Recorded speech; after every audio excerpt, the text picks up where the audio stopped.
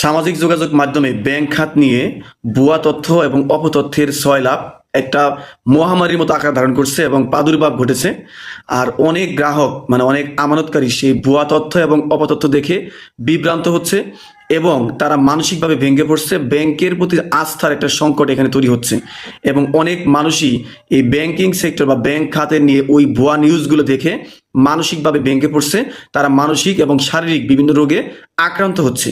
তো এই যে ভুয়া তথ্য এবং অপতথ্য এগুলো কিন্তু কখনোই একটা দেশের জন্য কল্যাণকর হতে পারে না।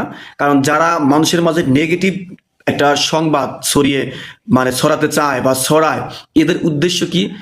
শুধুমাত্র আত্মকেন্দ্রিক উদ্দেশ্য। এরা ভালো চায় না, মানুষের ভালো চায় না, রাষ্ট্রের ভালো চায় না, কোনো কিছুই তারা ভালো চায় না। সুতরাং এদের কাজ হলো নিজেরা এই ভুয়া তথ্য, ভুয়া কিছু ক্রিয়েট করে অপতথ্য ছড়িয়ে তাদের যে সামাজিক মাধ্যম রয়েছে সেইগুলোকে ছড়িয়ে দেওয়া, তাদের লক্ষ লক্ষ মিলিয়ন ফলোয়ার তৈরি করা, ভিউ তৈরি করা, তাদের ইনকাম করা। উদ্দেশ্য একটাই, আপনার ইনকামের 12টা বাজিয়ে তাদের ইনকামকে বৃদ্ধি করা। সুতরাং এই ধরনের ভুয়া তথ্য এবং অপতথ্য নিয়ে আপনারা অবশ্যই সচেতন থাকবেন এবং ব্যাংক খাত নিয়ে যারা এই যে বিভিন্ন ধরনের নেগেটিভ প্রোপাগান্ডা ছড়ায়, এদের অধিকাংশই কিন্তু ব্যাংকের সাথে সংশ্লিষ্ট নয়। এবং ইভেন আপনি খোঁজ নেবেন যে তারা ব্যাংক সম্পর্কে বলতে পারবে না। কারণ শুধু টাকা জমা দেওয়া নেওয়াই ব্যাংক না, ব্যাংক খাতটা একটা বিরাট একটা সেক্টর।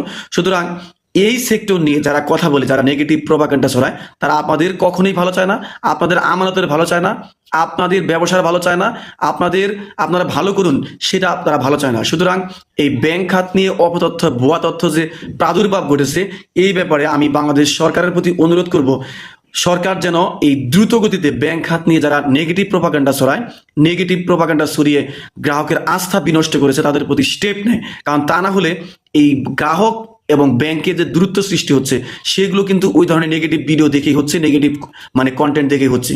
তো বিশেষ করে প্রবাসী ভাইরা, আপনারা আপনাদের অনুভূতি শেয়ার করেন, আসলে বলে শেষ করা যাবে না।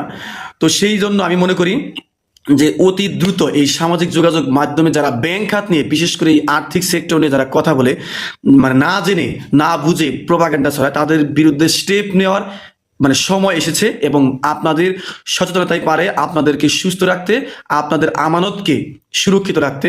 বাংলাদেশের ব্যাংক খাত আমি বলবো যে অতীতে কোনো দুর্ঘটনা ঘটেনি, ভবিষ্যতে দুর্ঘটনা ঘটবে না। আপনাদের আমানত সবসময় নিরাপদ রয়েছে।